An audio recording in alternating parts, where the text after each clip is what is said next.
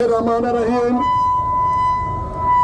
বাংলাদেশ জাতীয়তাবাদী দল বিএনপি দাগনভূঞা উপজেলা শাখার উদ্যোগে আজকের এই অবস্থান কর্মসূচি উপস্থিত আমার বিএনপির নেতৃবৃন্দ, ছাত্রদল, যুবদল, স্বেচ্ছাসেবক দল, শ্রমিক দল এবং অন্যান্য অঙ্গ সংগঠনের সকল নেতৃবৃন্দ এবং উপস্থিত ভাইরা, আসসালামু আলাইকুম। আমরা আজকে রাজপথে থাকার কথা নয়, কিন্তু আমরা বাধ্য হয়ে আজকে রাজপথে থাকতে হচ্ছে।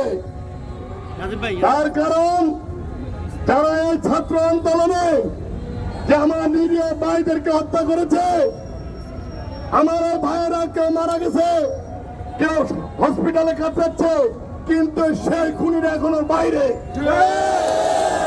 এই খুনিদের যতক্ষণ পর্যন্ত গ্রেফতার করানো হবে এবং যত অবৈধ অস্ত্র আছে সেগুলো উদ্ধার না পর্যন্ত আমাদের আন্দোলন চলতেই থাকবে।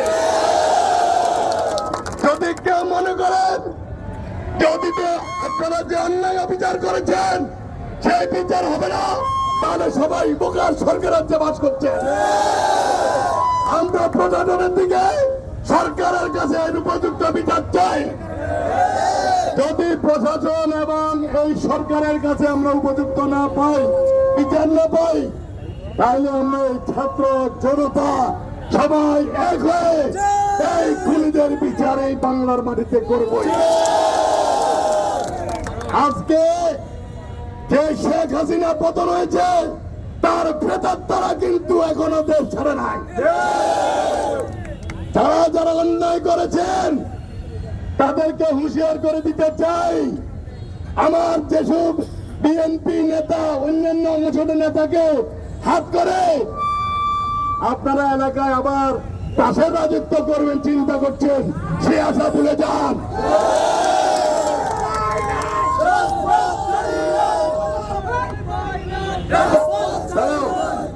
টাকার বিনিময়ে আপনারা বাজারে উঠবেন, এলাকায় থাকবেন, সেটা হয়তো কিছুদিনের জন্য করতে পারবেন,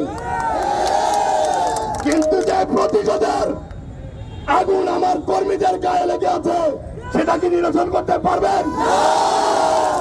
আজকে 17টি বছর প্রত্যেকটা দিন অন্যায় অত্যাচারের মাঝে আমার এই কর্মীরা ছিল। যদি কেউ সন্ত্রাসী করার ইচ্ছা পোষণ করেন, হুঁশিয়ার করে দিতে চাই।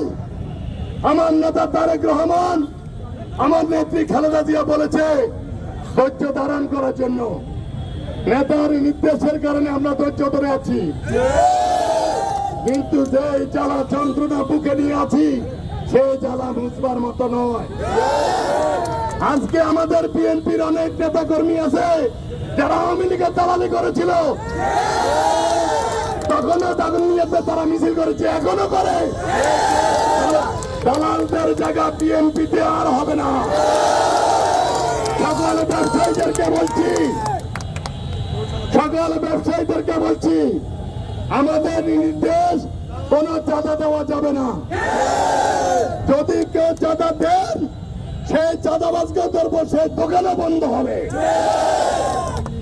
যদি আপনারা উপযুক্ত বিচার না পান আপনারা প্রশাসনের কাছে যাবেন। আপনাদের কাছে আমি বারবার বলছি, আমরা চাঁদাবাজের দল নই, আমরা শেখ হাসিনার বর্জন যুবলীগ আর গুন্ডালীগ নই।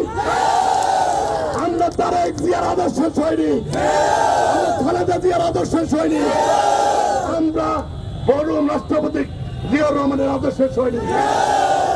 আমাদের নেতা যে নির্দেশ দিয়েছে সেইভাবে হবে।